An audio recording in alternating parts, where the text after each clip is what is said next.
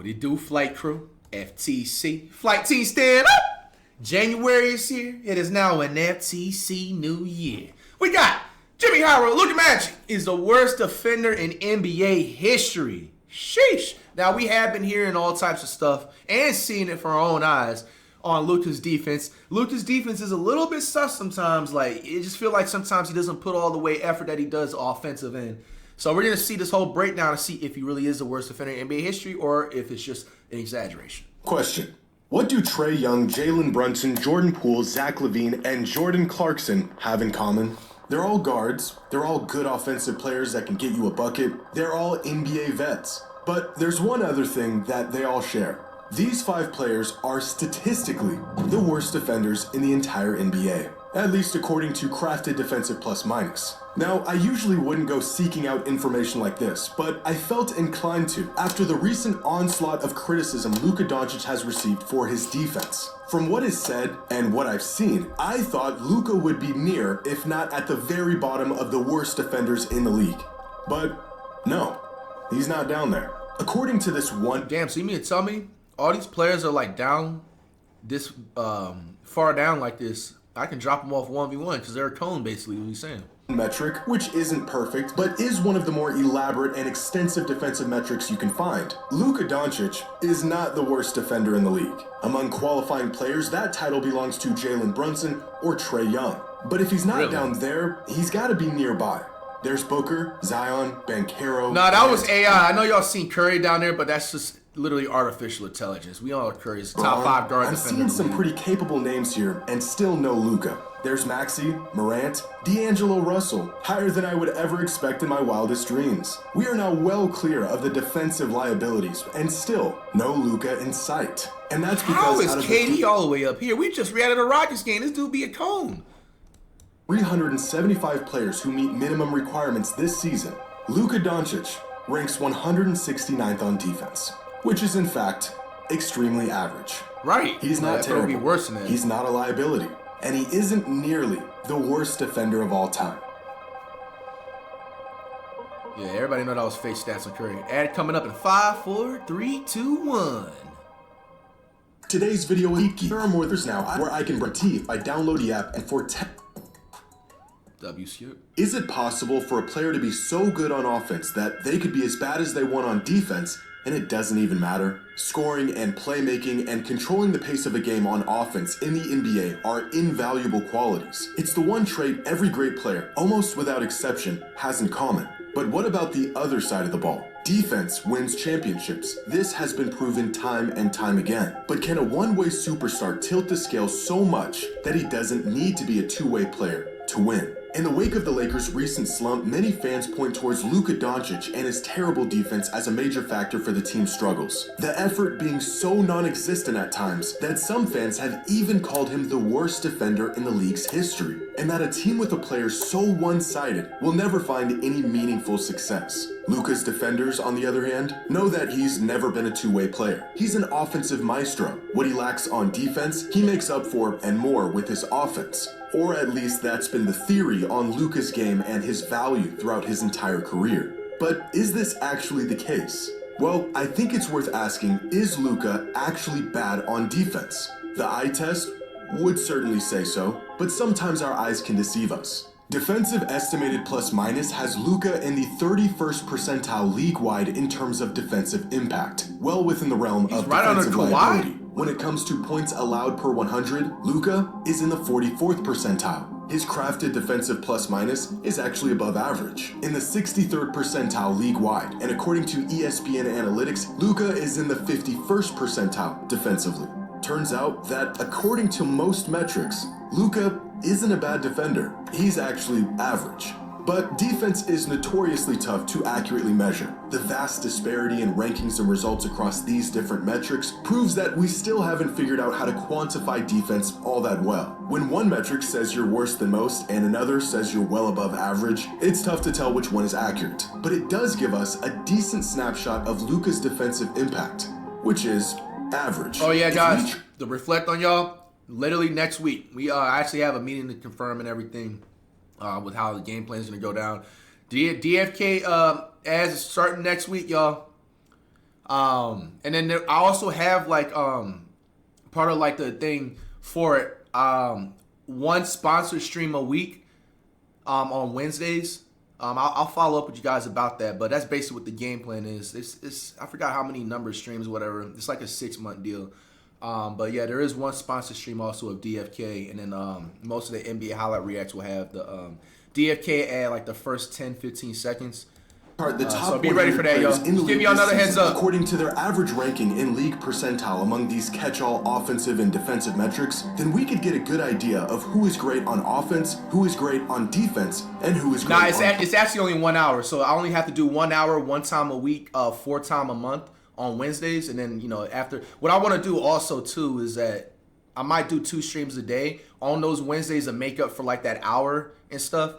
But we'll figure it out. But yeah, it's only 1 hour segment. It's not like something where it's a 3 or 4 hour segment. You know, shout out to DFK. They literally hooking it up. I ain't gonna lie. Both ends. Up here are the defensive liability offensive juggernauts. Jalen Brunson, James Harden, Michael We wanted to do it Porter where Jr., it's Trae like, Young, you know, it doesn't look so oversaturated and so super corporate. You know what I'm saying? They're really looking Jamal out, so. Murray. Over here Shout out are to them. players who provide most of their value through defense without much Kobe, offense. thanks for the raid. Gobert, Asar Thompson, Cason Wallace, Isaiah Stewart, and all the way up here are the best two-way players in the league. Giannis, Wemby, Chet, Derek White, Jalen Suggs, and Shai Gilgeous-Alexander. Also, who to ranks give y'all a heads up too, I do gotta make like a little 40-second minute announcement video that I will be doing it, and it will be uploaded on my second channel. So when y'all see that, you know what I'm saying, just support. in the Keep it 99th pushing. percentile on offense and the 91st percentile on defense. Arguably the best two-way player in the entire league.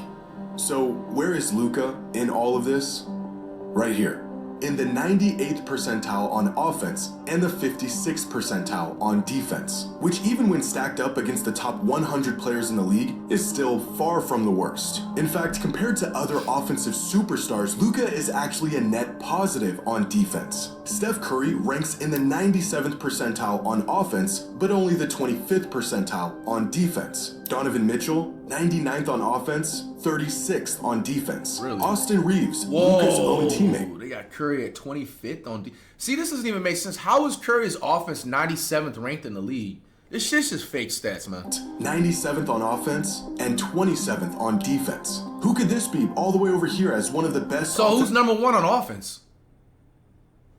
offensive players in the league? That's not what it's saying. Oh yeah, no, I knew that. It's just I was trolling y'all. I'm editing it out. Statistically, a cone on defense. Oh, it's Anthony Edwards. What about this player? Great on offense, a negative on defense. Oh look, it's Jaylen Brown. Despite the reputation he's built for himself and defensive efforts that are at times completely inexcusable, by all accounts, Luka Doncic is not a bad defender. He's painfully average. This, however, has not stopped teams from hunting Luka just about every chance they get. So far this season, Luka ranks 7th in the league in defended field goal attempts. The next closest guard is Derek White, all the way at 22nd. As if staying tough and active on defense wasn't already difficult enough, Luka is defending twice as many shots every game as the average guard. Now, compared to the big men at the top of this list, Luka is relatively ineffective on defense. On average, his opponents are shooting 3.1% better from the field when he's guarding them. But compare Luka to other elite players that aren't tasked with anchoring a defense, and you'll find that he's a lot more effective on the ball than we're led to believe. More effective than players like Nikola Jokic, Jimmy Butler, Kawhi Leonard, LaMelo Ball, Donovan Mitchell, Steph Curry, Jalen Brunson, and 117 other players, to be exact. So far this season, when Luka is on the court, the Lakers give up 118.7 points per 100 possessions. Damn. When he's off the court, they give up 118 points per 100 possessions. So it's not a difference. A difference that is negligible. Compare Luka's neutral impact on defense to the top 15 offensive generators in the league, the players who generate the most points per game through scoring and assists, and Luka is, you guessed it, average. As expected, the best offensive players in the league are usually not all that great on defense. The larger a player's offensive burden is, the less they're asked to do or even have the energy for on defense. According to Cleaning the Glass, among the 15 most impactful offensive players in the league, only 6 of them have teams that perform better on defense when they're on the court versus when they're not. With Luka right in the middle at 7th, and some of these teams completely struggling on defense when their star is on the court. The Timberwolves and Clippers are nearly 10 points worse on defense per 100 possessions with Ant and Harden on the floor. Jalen Brunson is literally the worst defender in the league, with the Knicks nearly 13 points worse on defense when he's on the floor. In a world where there are numerous players around the league that do far less on offense while also doing less on defense. We all know with Curry being down there, his fake stats should be higher. Luka is one of a few Luka should be right behind Kawhi and Kunpo for it. So how does a player who by every conceivable measure is merely average on defense gain this reputation of being not just a bad defender, but one of the worst defenders of all time? It's okay, Luka, to move your feet a little bit over and help out. Well, what does he do? He just throws up his hand. Anybody in the NBA and looking up the floor and throwing ahead. Call it Gillespie. But JJ Redick. Shit, I think Luka just probably just be tired, bro. Shit, I can relate to the same thing, bro. I score nice on offense, I get tired on defense, bro. Well, me and Luka have the same struggles, man. Allen with an opening. Brings it down to center ball. Off the wing 3. Got it. It's crazy, man.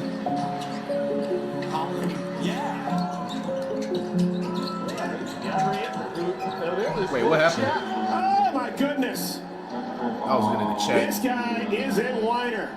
It's tough to make the case that a player remember we looked at that clip, called him a when whiner. stuff like this happens on a regular basis. Luka getting blown by, feet look like they're stuck in mud, complaining about no calls every other possession and forcing his team to play 4-on-5 on the other end, gambling in passing lanes, missing assignments. He do be. More than I ain't gonna lie. straight up- When we be reacting to Lakers highlights, Luka do be doing it. I feel like he needs to chill out on that. Like, if he doesn't get a call, the nigga will argue with the ref for like 2 seconds, and it's like a 4-on-5 the other way. refusing to even make an effort. Like, on bro, some you're not gonna get the possessions. call, One of the man. big reasons why I think Luka's lackluster defense has become the primary topic of conversation is because visually he looks completely uninterested in even playing defense at times. He has the tools to be a good defender. he's saving his energy Great for size offense, his bro. position. He's strong, quick hands, great IQ and court awareness, and yet he puts in just enough effort to be, at best, average.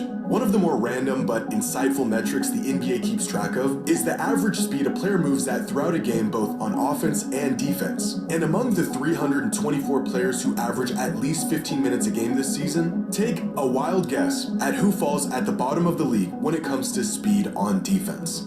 If you said James Harden, well then kudos to you, that's a fantastic guess and you're right. But right above him, as the second slowest player in the entire league on defense, is Luka Doncic, behind a 41-year-old LeBron and a lumbering Joel Embiid with one good knee. Getting scored on or giving up an easy bucket is one thing. Refusing to even put in the effort to stop a bucket is another. The outrage for Luka's defense is not all about the results. No reasonable fan should expect Luka to be a lockdown defender. That's not his role. The outrage is in the fact that he doesn't even try. And if only he did, he could be a good contributing defender. Catch Luka at the right time, and he looks like a versatile big body who can guard 1 through 4 with some of the best post defense you've ever seen. Catch him the other 70% some of these highlights are really good defense. and you'd think the guy has lead in his shoes. Per just picks and 36 chooses, has that's a all metric it is. called the hustle index that accounts for things like the number of box outs, charges drawn, contested shots, deflections, and other factors to measure a player's hustle throughout a game. Luka Doncic ranks 187th out of the 250 qualifying players. But Luka's lack of effort on defense may be just as overstated as his effectiveness on defense, because ranked right below him on the hustle index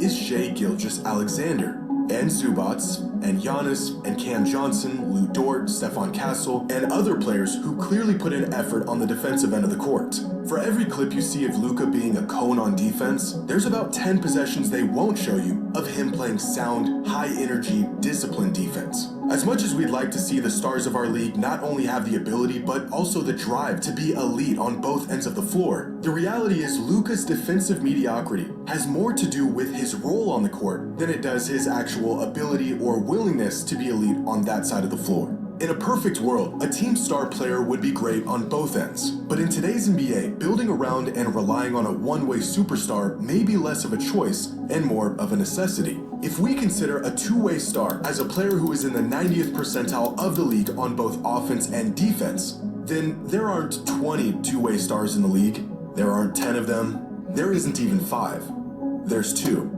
2 players in the entire league that are true two-way stars. Really? But what if we widen our scope of elite two-way players to at least the 80th percentile league-wide on both ends of the floor? Well, then there's still only 9 players who meet those requirements.